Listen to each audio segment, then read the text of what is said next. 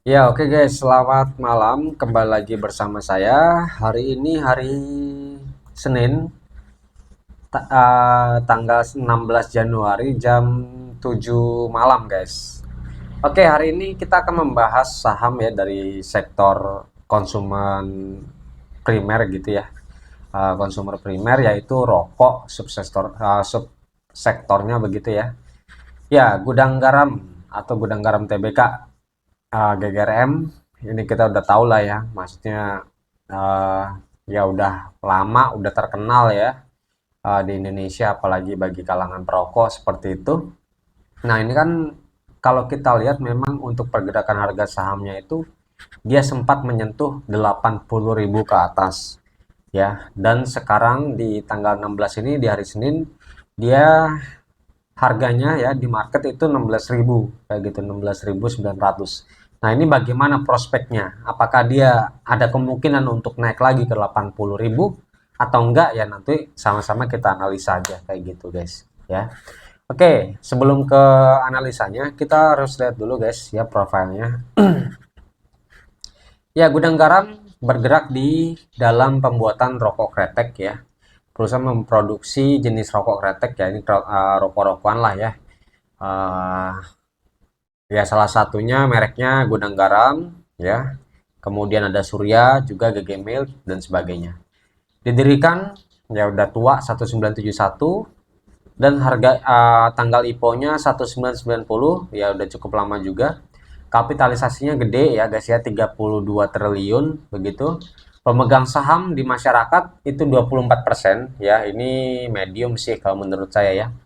Nggak terlalu liquid juga begitu, apalagi di harganya sekarang kayak gitu ya. Itu sih, ini nama dewan komisaris, direksi, anak perusahaannya. Oke, nah langsung aja kita lihat untuk income-nya itu sebagian besar memang didapatkan dari sigaret ya, sigaret kretek mesinnya di sini ya, penjualan rokok lah ya kayak gitu, 90-an% ya. Kemudian lokalnya distribusinya 97%, oke, sisanya 2,7% itu ekspor, guys. Kayak gitu. Kemudian pergerakan saham sejak IPO, oke, 13.000 ya, guys ya. Berarti masih di atas harga IPO, tapi dia cenderung downtrend ya kalau kita lihat dari 2019 begitu. Oke, ya sekarang harganya 19 ribuan guys. Ya, sebetulnya untuk produsen-produsen rokok ini cukup apa ya guys ya, cukup dirugikan ya memang ya, terkait dengan kebijakan cukai ya. Cukai di mana sebetulnya apa ya guys ya, itu juga ada dampak baiknya ya guys ya, mengurangi konsumen rokok begitu. Cuman di sisi lainnya itu ada dampak negatif bagi produsen rokok, terutama gudang garam ini kayak gitu. Kenapa?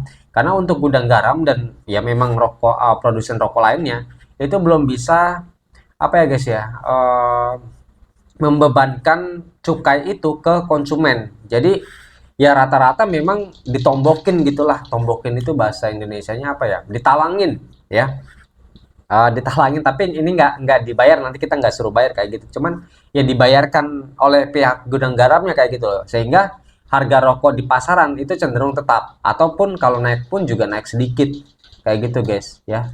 Nah ini yang mengakibatkan mungkin ya menjadi kerugian bagi gudang garam juga, di mana labanya kita lihat aja langsung di laba.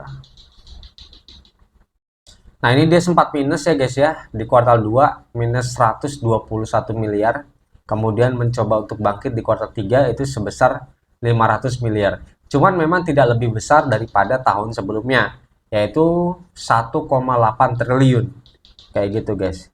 Jadi secara QNQ itu memang mengalami penurunan ya. Tapi secara years on years ya guys ya. Di kuartal 3 2021 1,8 triliun, kemudian kuartal 3 2022 itu 500 miliar. Jadi memang mengalami penurunan secara years on years. Tapi kalau kita lihat secara QNQ ya, kuartal 2 ke kuartal 3 itu mengalami kenaikan. Ya memang wajar sih, kenapa? Karena kuartal 2-nya itu minus guys, minus 121 miliar. Kemudian di kuartal 3 itu naik sebesar 500 miliar ya. Tapi kalau kita lihat di sini laba tahunan ya, itu memang tidak lebih besar daripada tahun sebelumnya. 2020 7,6 triliun, 2021 5,6 triliun, kemudian di 2022 sampai kuartal 3 itu sebesar 1,9 triliun. Kayak gitu guys ya. Jadi memang tidak bertumbuh sebetulnya untuk labanya sendiri dari gudang garam ini kayak gitu guys. Nah, kalau kita mau lihat lebih jelasnya lagi di sini finansialnya coba kita buka dulu ya guys ya. Oke, dia kan sempat naik nih di 2019 ya guys ya, 2019. Coba kalau kita lihat di sini 2019-nya. Oke nih guys ya, 2019 labanya 2,3 triliun, 1,9 triliun, 2,9 triliun dan 3,6 triliun. Kemudian setelah itu dia mengalami penurunan 2,4 triliun, 1,3 triliun, 1,8, 2 ya, nggak konsisten. Kemudian ya 500 triliun ya, dan minus di kuartal 2 2022 kemarin guys. Kayak gitu. Ya, mungkin ini yang mengakibatkan labanya apa ya? Bukan labanya, tapi harganya itu cenderung downtrend kayak gitu guys ya, gitu. Oke, itu ya dari labanya memang mengalami penurunan guys dari tahun ke tahun kayak gitu.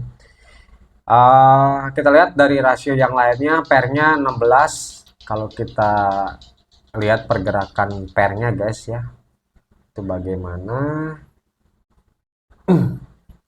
Ya, sebetulnya pairnya memang sudah turun ya, sama sih kayak harganya. Coba kalau kita lihat di Agustus tahun ini berarti setahun aja. Ya, pairnya sempat turun ya.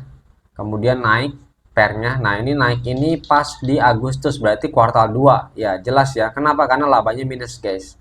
Kayak gitu. Cuman kelamaan memang dia sudah mulai turun karena memang labanya mulai meningkat lagi, yang awalnya minus menjadi plus kayak gitu guys ya.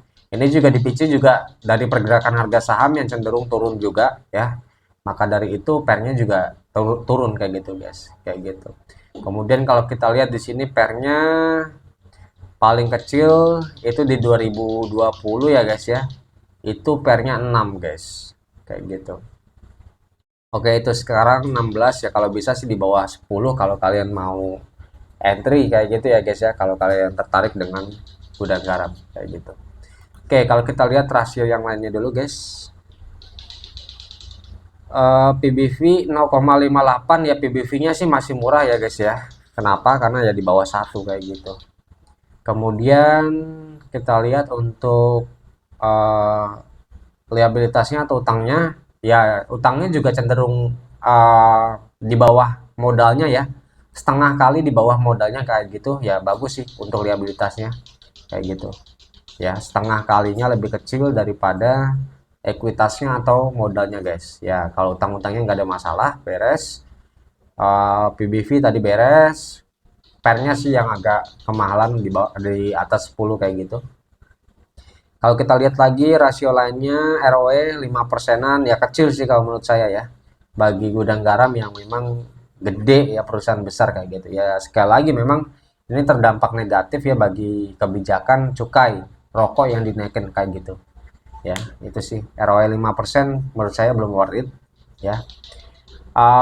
Yang worth it memang di atas 20% ya, carilah ROE yang di atas 20% kayak gitu. Kemudian ya kalau bisa sih 30% ya, tapi jarang banget ya, jarang sih kayak gitu ya. Saya baru menemukan di saham-saham sektor batu bara kayak gitu, kalau sektor lainnya sih belum ya. Itu sih. Nah, itu guys dari rasionya ya, menurut saya ya sebetulnya kurang worth it kayak gitu ya guys ya. Di harganya sekarang bisa turun nggak? Kalau menurut saya bisa, kalau dilihat dari rasio-rasio tadi kayak gitu ya, bisa sih. Meskipun dia nggak ada utang ya, tapi kembali lagi ya, kebijakan tadi yang membuat labanya memang tergerus parah jika dibandingkan dengan tahun-tahun sebelumnya kayak gitu guys ya, itu. Nah, itu dari rasio dan juga laba. Sekarang kita geser ke dividen guys ya, kita mau hitung dividen yieldnya apakah oke atau enggak kayak gitu. Ya, kita cek dulu di RTI. DPR-nya sih asik ya guys ya. DPR-nya itu 65% dan 77%. Cuman di 2019, tutup buku tahun 2019, itu dia nggak bagi. Ya mungkin COVID sih, ya mungkin ya. Tapi juga nggak tahu sih alasannya dia nggak bagi kenapa kayak gitu. Cuman untuk 2000, tutup buku 2020 dan tutup buku 2021 itu DPR-nya worth it. Kenapa di atas 50%, di bawah 100% kayak gitu guys. Ya. Oke, kita mau hitung-hitungan. Saya buka kalkulator dulu guys.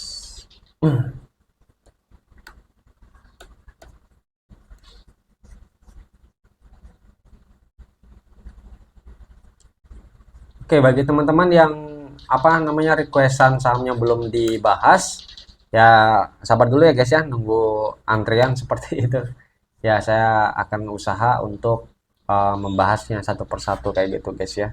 Soalnya apa? Karena kalau saya satu video bahas semua nggak cukup, waktunya kelamaan kayak gitu guys ya. Jadi ya biasanya sih satu upload itu satu emiten, ya satu emiten satu uploadan kayak gitu guys. Oke, biar lebih terfokus aja di satu emiten itu kayak gitu guys, biar lebih jelas kayak gitu. Oke, langsung aja.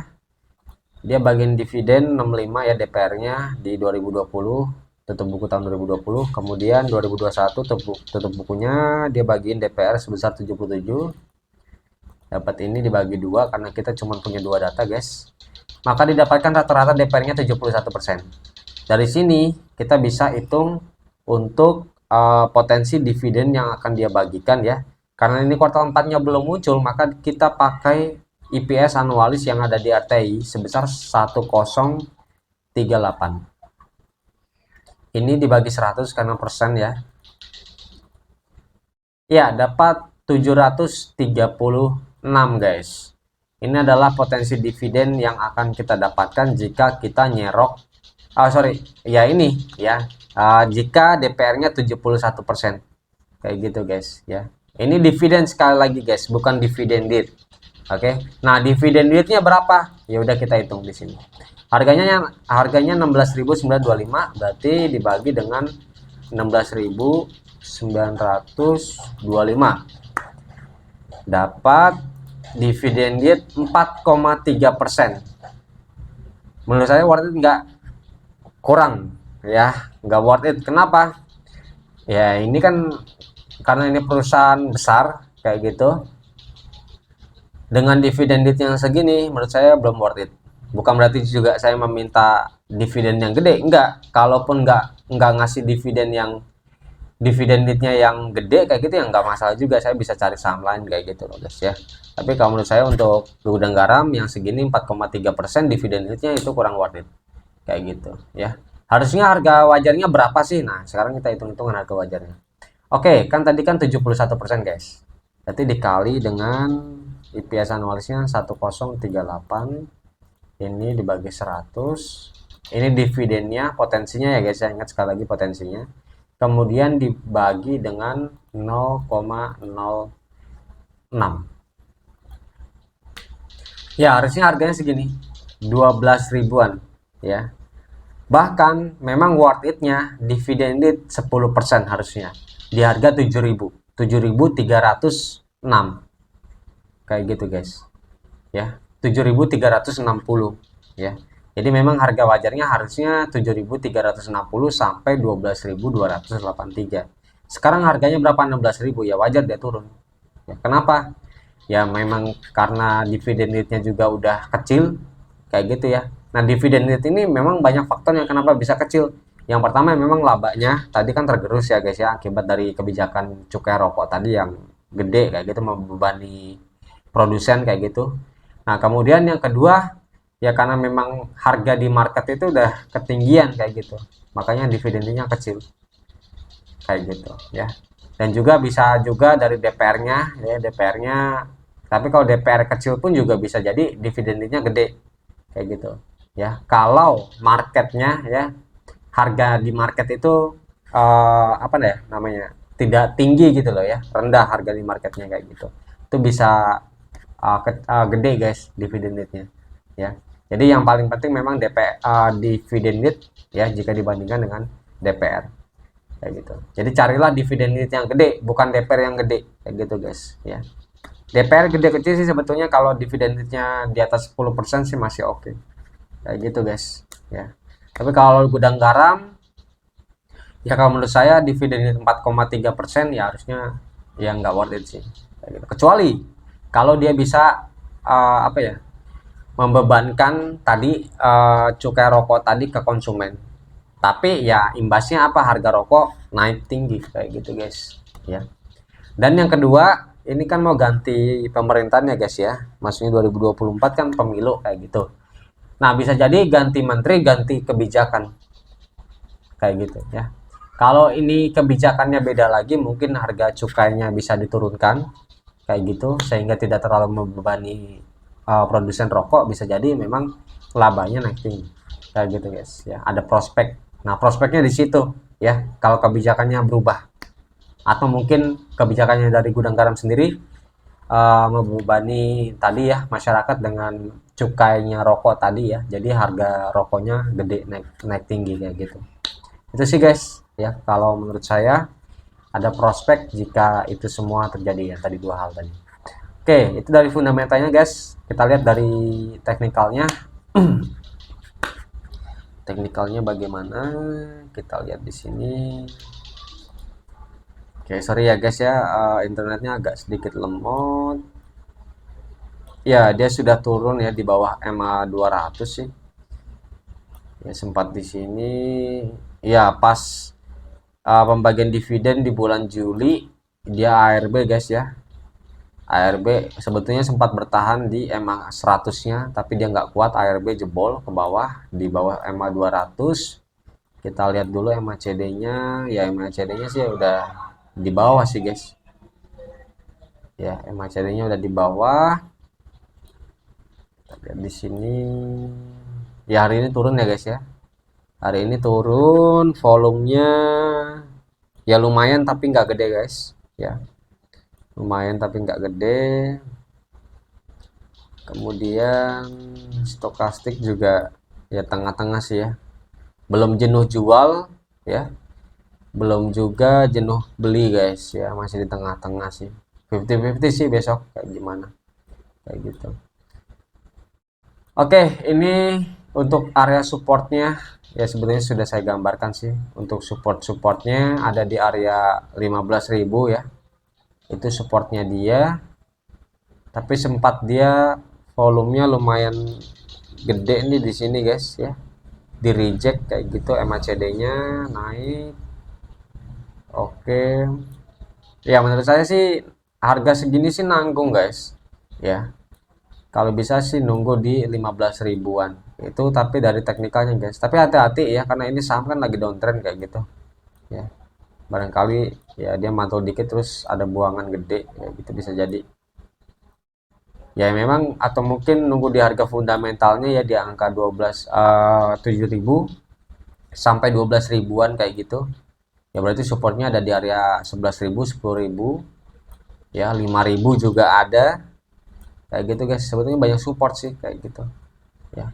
Ya bagi kalian yang suka-suka saham rokok-rokok begini, sebetulnya perusahaannya sih gede ya guys ya, gede, udah cukup lama juga. Cuman memang tadi kebijakan cukai tadi yang menghambat kinerjanya dia, kayak gitu guys ya. Oke, dia dari DPR juga asik, tapi dividen yieldnya jelek, kayak gitu guys ya. Itu sih, ini kalau menurut saya besok masih akan turun sih guys ya. Kenapa?